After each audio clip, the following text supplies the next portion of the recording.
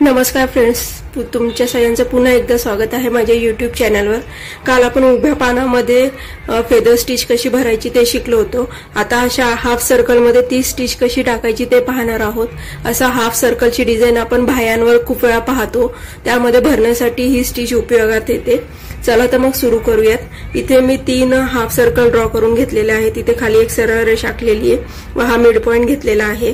प्रत्येक रेषेला नंबर दिला आहे, हा 0 1 2 आणि हा 3। मी पुन्हा 3 धाग्यांची सुई घेतलीये व सिल्कचा थ्रेड घेणार आहे। मी या मधल्या पॉइंट पासून सुरुवात करतेय। मी इथून सुई वर घेणार आहे, त्याच्यानंतर सेकंड पॉइंट जो आहे तिथे टाकणार आहे,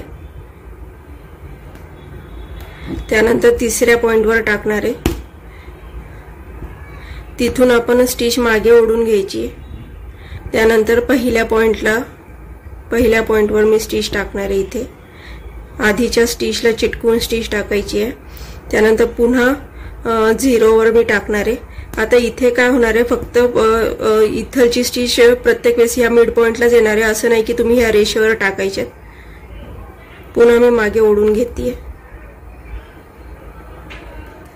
पुन्हा सेकंड वर, त्यानंतर पुन्हा थर्ड वर। आणि आता थर्ड वर जेव्हा टाकतो तेव्हा त्या रेषेमध्ये थोडा डिस्टन्स असणार आहे, त्याच्यापेक्षा कमी 2 मध्ये, त्याच्यापेक्षा कमी 1 मध्ये डिस्टन्स असेल।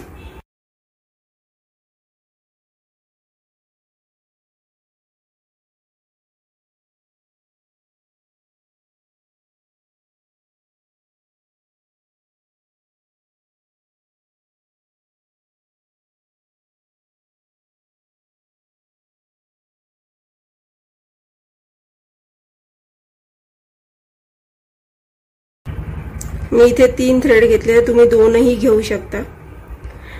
2 वेगवेगळ्या रंगाचे थ्रेड वापरून पण तुम्ही हे करू शकता। 2 थ्रेड खाली एकत्र पकडायचे, वेगवेगळ्या रंगाचे, लाईट आणि डार्क।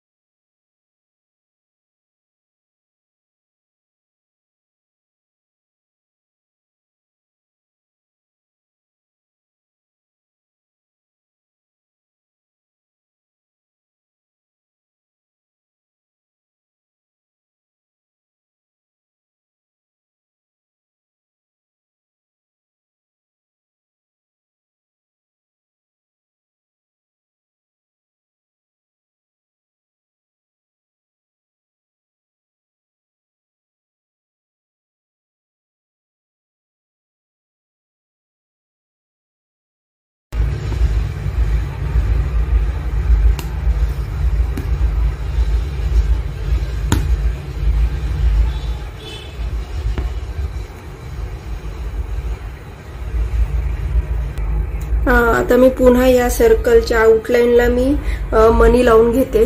तिन्ही सर्कलला मी मनी लावून घेणार आहे।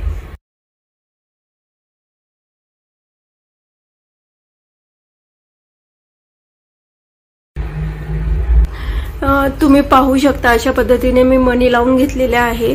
आपली दुसऱ्या पद्धतीची फेदर स्टिच पूर्ण झालेली आहे। भेटूया पुन्हा दुसऱ्या व्हिडिओ सोबत।